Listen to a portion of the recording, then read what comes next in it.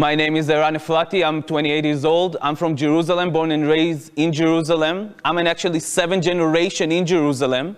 My grandpa was born in the Old City. He was a 5th generation in Jerusalem. He was born in the middle of the Old City in the Jewish quarter of Jerusalem. His mother died in birth. A Palestinian neighbor took him in and breastfed him. So he was actually a Palestinian Jew. This is how he knew himself. He grew up knowing Arabic before he knew Hebrew. All of his friends were Palestinians and some Jewish people that was there around him. My grandpa, from my father's side, that was born there, passed away 2.5 weeks ago in Jerusalem, in his home. And Maya and me were debating if I should go back to do the Shiva. We in our religion have the 7 days of mourning. And I was talking with my father, asking him if I should go back. And me and Maya talked, and we decided that it's much more important, for me at least, to continue to do this lecture in his memory. Because today, so many people, thank you, so many people today cannot imagine the possibility of Jews and Palestinians living together on the same piece of land. Although my grandpa was the living proof of it already happened a lot before Israel was established. So this is for my grandpa.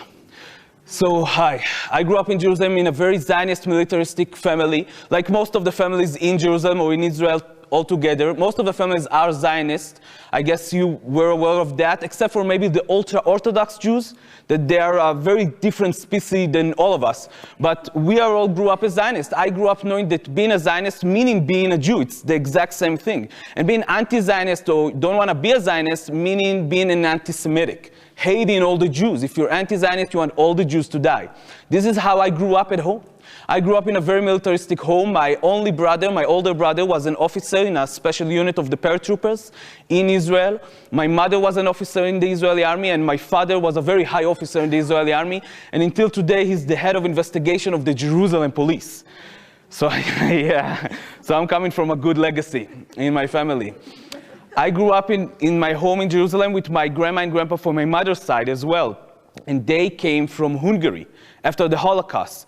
And they were the only survivors of their family after the Holocaust. My grandma was an Auschwitz survivor. In a very early age, I grew up understanding that there's something wrong with the world, because I saw my grandma and how she reacted to things, you know, with a lot of fear, with a lot of paranoia back at home. One of my first childhood memories was waking up in the middle of the night from screaming. My grandma used to wake up screaming in the middle of the night. She had dreams on Auschwitz, on the Holocaust, and all of the house would wake up very terrified. And my mom used to run into my room, me and my brother's room, and will calm us down and will explain to us, you know, why is grandma screaming? What is Auschwitz? What is the Holocaust? Why did they do it to the Jews? And I grew up knowing that I want to be a better human being.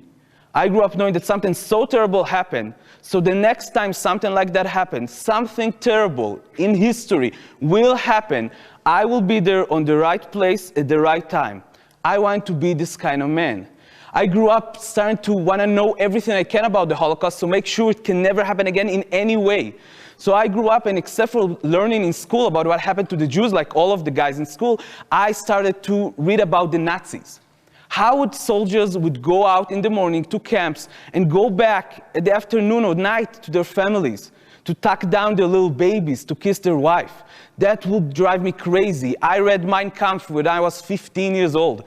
I became very, very much involved in the story of the Holocaust. And in the 11th grade, like most of my friends, like most of the people in Israel, I will find myself in a delegation on my way to Poland. I don't know, you can't see it really well, right? I don't know what you can do about the lights, but this is us in Auschwitz doing a trip of 2 weeks in, oh great, thank you.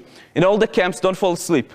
In all the camps in Poland, every school in Israel sent their kids to do that. And after 2 weeks of going from camp to camp, the last camp was Auschwitz. This is Birkenau. And the last camp was Auschwitz, and I'm standing in the same camp that my grandma survived. And in some point, I'm standing in the same hut that my grandma used to sleep in. And exactly in that moment, and it was a very emotional moment for me, I'm getting a letter. The letter was from my grandma. My grandma wrote me a letter, and my mom sneaked into the delegation through my guides.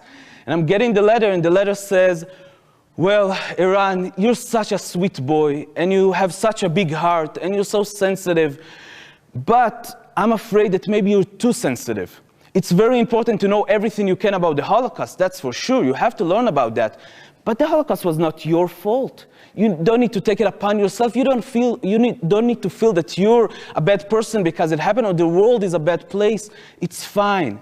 Don't take it upon yourself anymore. I'm worried about you. It was the most sensitive and sweet letter I could get exactly at that moment. And I decided to read it to my friends. And the minute I finished the letter, one of my guides came up to me and said, "Well, Eran, you know what your grandma really wanted to tell you in the letter, right?" And I said, "Yeah, sure, that I'm a very sweet boy and I got a very big heart and I'm so nice." I said, "No, what your grandma really wanted to tell you is that a second Holocaust will happen. And it will happen sooner than you think. And if you don't want to take it upon yourself that a second Holocaust has happened and you didn't do anything about it, you need to go back home, finish your school, and join the best unit you can in the military to make sure that a second Holocaust will never happen. Not to your grandma's sakes, not to your sakes, on your kids' sakes. You have to do it." Okay. I said, fine, if this is what my grandma wants. And then I went back home and I finished my school and I'm joining the IDF as a combat soldier. This is me, a young, handsome soldier at the IDF. I don't understand why people are laughing when I'm showing the picture. I was a very young and handsome soldier in the IDF. And I'm joining the IDF and immediately being sent to boot camp. And boot camp was basically 7 months of training for a war. For 7 months, every day we were training for a war. A war with Egypt, a war with Syria, with Lebanon, with Iran, for 7 months, every day. But I guess it's a little confusing now because, Israel was not in a war in the last 40 years. Since 1973, Israel did not perform in a war in front of another army, another country, with airplanes, with tanks. We did operations in what we called, occupied land or terrorist group with Hamas in Gaza or with Hezbollah in Lebanon, but we were not performing in a war. But nonetheless, all we did was getting trained for a war. And throughout these 7 months, not once we talked about Palestinians. And when the 7 months was over, I was sent to a very different kind of war. I was sent to Palestine.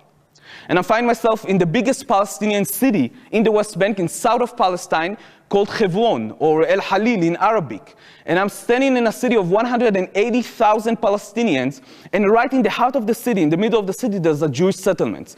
A settlement of 800 settlers, Jewish settlers, and around them there's 500 soldiers, like me, and there's 300 policemen, like my dad at the time.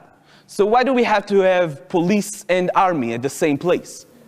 Well, basically because we have two different kind of people. We have Jewish settlers that although they're outside of the official borders of Israel, they are Israeli citizens. And they're getting all the perks of being an Israeli citizen, like letting the police handle their business, like any one of you. But then just next to them, next house, next door, next street over, there's the Palestinians. And they're, of course, not citizens of any states. And they're under our rule, under our 18, 19, 20 years old military law. And we are controlling their life. And very fast, I will understand what my job is in Hebron. My job is to make sure that everybody in the city understand who calling the shots. It's us, the army, and the Jewish settlers around us. And very fast during my job, I noticed something I really find it hard to understand. I had the power to close a complete city down. I would just had to walk down in the street and scream something like curfew. And everybody would close their shops and run to their home. Do you know what curfew is or what the difference between a curfew and a closure?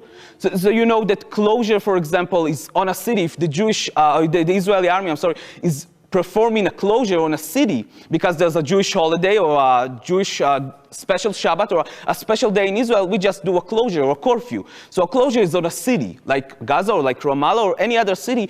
You close up the city completely hermetically, and then nobody can go in and out from the city.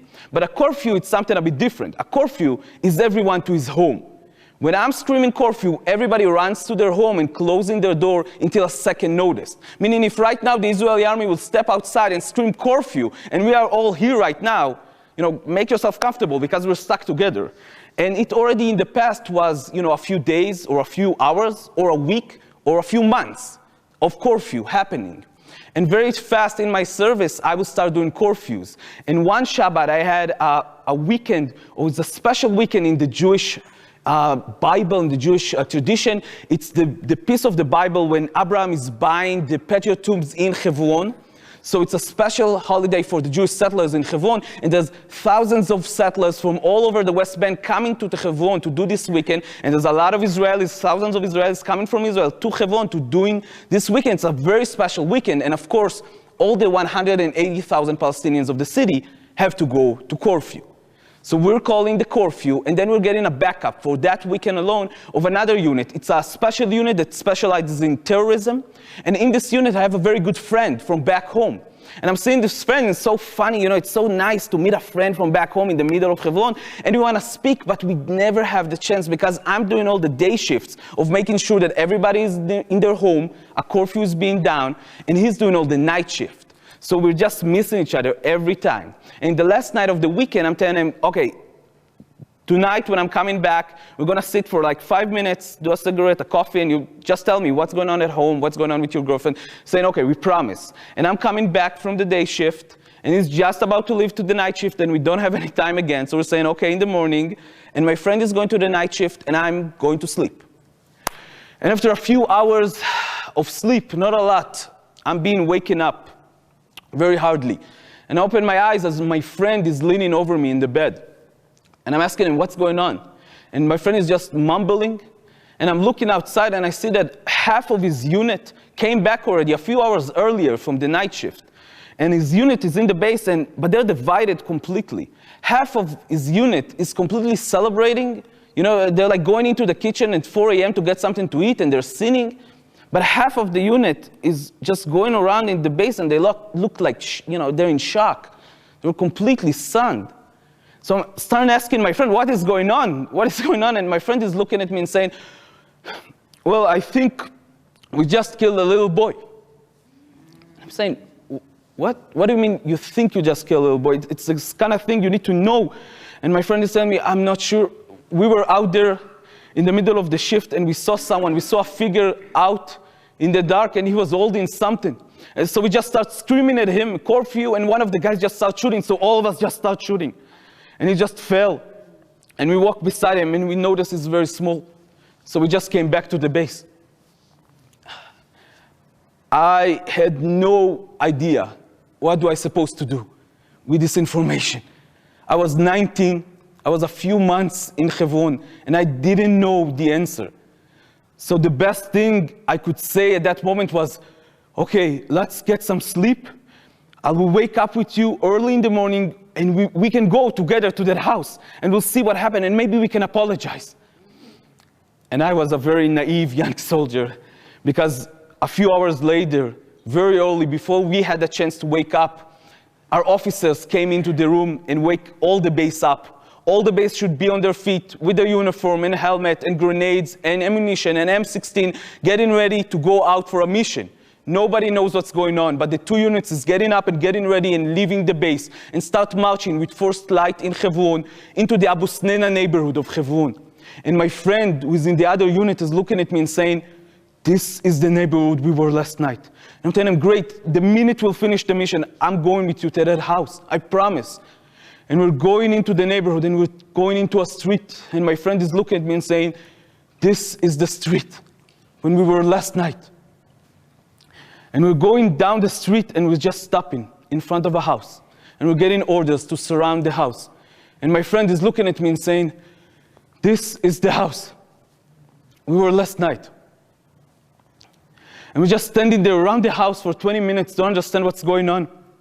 And after 20 minutes, we understand there's a funeral of a little boy supposed to come out from the house to the cemetery in Abu Snena neighborhood. But there's a curfew. There's a Jewish holiday. Nobody can leave their house. So our mission is to make sure that the funeral cannot go out of the house to the cemetery. And we're just standing there for minutes and minutes on, until the father of the little kid is going outside of his house and starts screaming at us. And he's screaming at us. And at some point, he's pushing one of the officers away.